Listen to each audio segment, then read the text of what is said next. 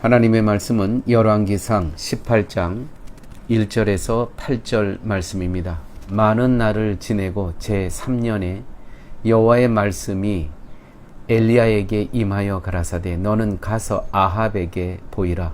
내가 비를 지면에 내리리라. 엘리야가 아합에게 보이려고 가니 그때에 사마리아에 기근이 심하였더라. 아합이 국내 대신 오바댜를 불렀으니 이 오바댜는 크게 여호와를 경외하는 자라.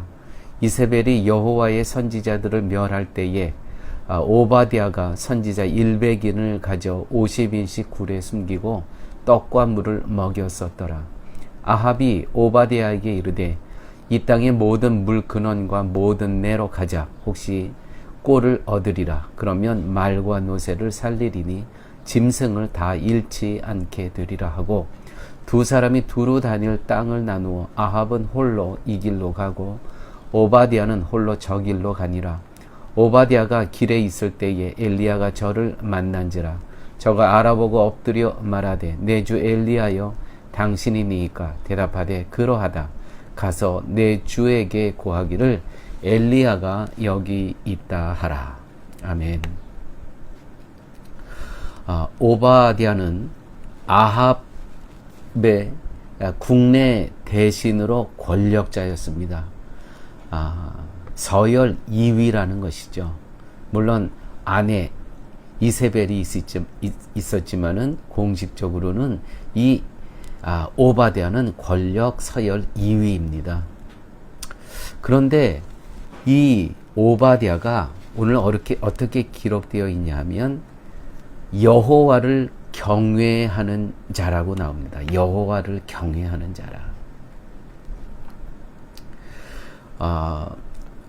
아합은 정말 하나님으로부터 멀리 떠나고 하나님 입장에서 보면은 이렇게 하나님에게 모욕을 주고 하나님을 무시했던 왕이 일찍이 없었습니다.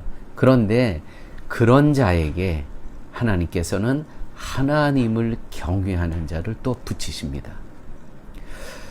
이 오바댜, 이 사람이 여호와를 경외하는 자로서 이세벨이 여호와의 선지자들을 멸할 때에 이전에 이세벨이라는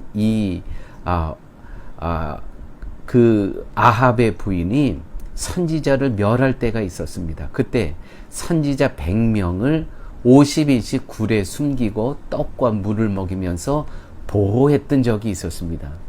이 일은 오바댜에게는 자신의 모든 것을 건 일이었습니다. 발각이 된다 그러면 국내 대신에서 쫓겨나는 일뿐만 아니라 완전히 목숨을 잃는 것이죠. 모든 것을 다 걸었습니다. 그 하나님의 선지자들을 보호하기 위해서. 선지자를 한둘이 아니고 100명을 몰래 숨겼다는 사실이 아합에게 발각된다면 여러분 어떻게 되겠습니까? 국내 대신이라는 주인은 물론 목숨까지 이룰 수 있었던 사건이었죠. 그런데도 불구하고 선지자를 숨겼다는 것은 여호와를 경외하는 자답게 하나님의 말씀을 소중히 여기는 오바댜가 있었다는 것입니다. 누구 곁에? 아합이라는 왕 곁에. 자신의 모든 것보다도 하나님의 말씀이 소중하다는 오바댜의 모습. 여러분, 오늘날 진리를 소중히 여기지 않고 살아가는 우리들을 부끄럽게 만드는 그러한 존재가 바로 오바댜라는 존재입니다. 오늘 1절 말씀에 엘리야에게 너는 가서 아합에게 보이라. 내가 비를 지면에 내리리라. 지금 이 시기는요, 완전히 기근이 들었어요. 그래서 물이 다 말라버렸습니다. 그 말씀대로 엘리야가 아합에게 보이러 가는 길에 오바댜를 만난 것입니다. 당시 오바댜는 아합과 함께 이 기근의 시대에 물 근원을 찾아다니고 있었던 그러한 시기였습니다. 교회 여러분, 고린도후서 5장 15절에서 16절에 이런 말씀이 있습니다.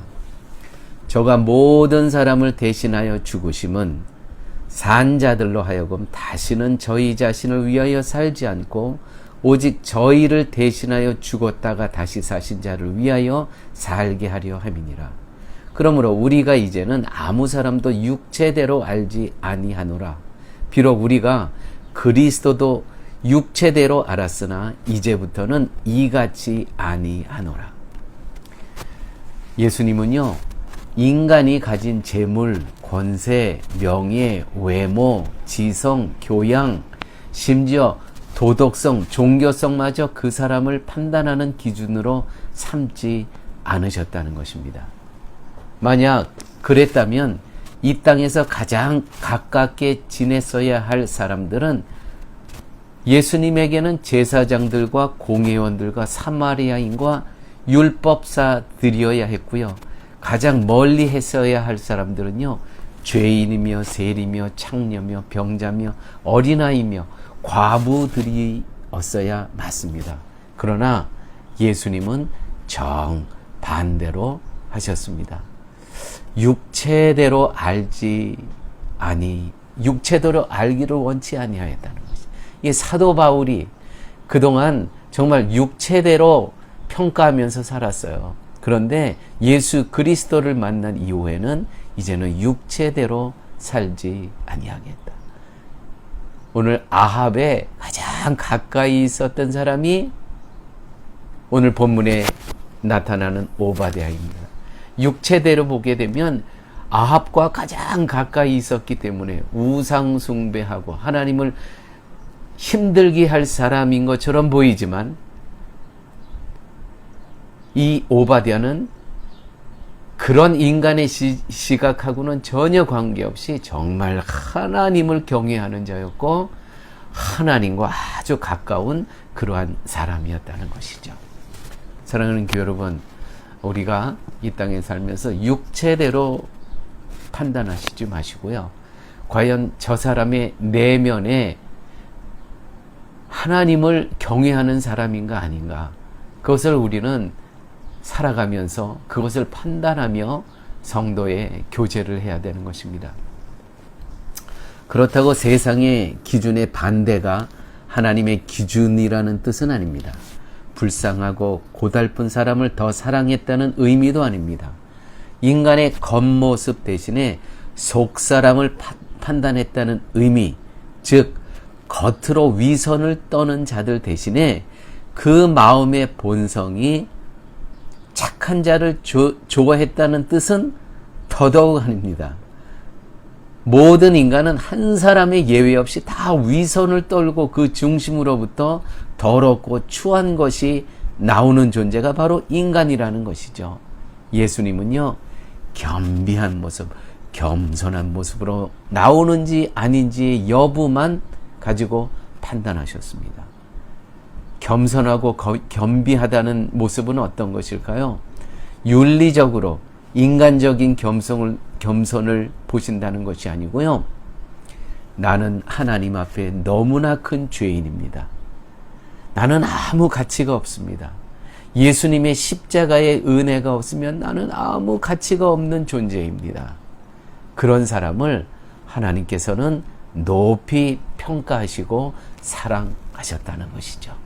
오늘 본문 가운데 오바댜라는 사람이 등장했습니다.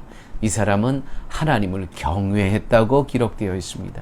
이것은 오바댜 자신이 평가가 아니고요, 자신을 스스로 이렇게 높인 것이 아니고요, 객관적인 평가라는 것이죠.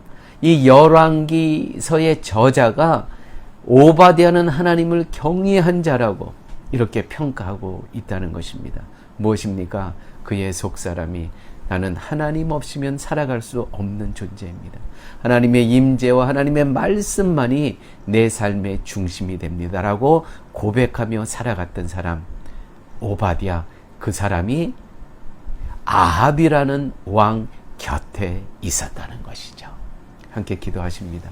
아버지 하나님, 세상에 정말 우리의 인간의 시각으로는 넘어지고 이제 멸망할 수밖에 없는 그러한 정치 세력, 권력에 있는 사람들이 있습니다. 그러나 하나님께서는 그 곁에 오바댜와 같은 하나님을 경외하는 자들을 하나님께서는 또 세워놓고 계심을 믿습니다. 우리가 사는 파라과이, 또 미국, 한국 정권, 세상의 눈으로 보게 되면 저 정권이 언제 망하나 할 수 있지만 하나님께서는 그 곁에 오바댜라는 하나님을 경외하는 자들을 하나님께서 세워놓고 계심을 믿습니다. 아버지 하나님, 우리도 이 땅에 살아가면서 늘 하나님을 경외하면서 하나님을 두려워하면서 하나님 없이는 나는 살아갈 아무 가치가 없는 존재입니다라고 고백하며 살아갈 수 있는 저희들의 삶 되게 하여 주옵소서. 예수님 이름으로 기도드렸습니다. 아멘.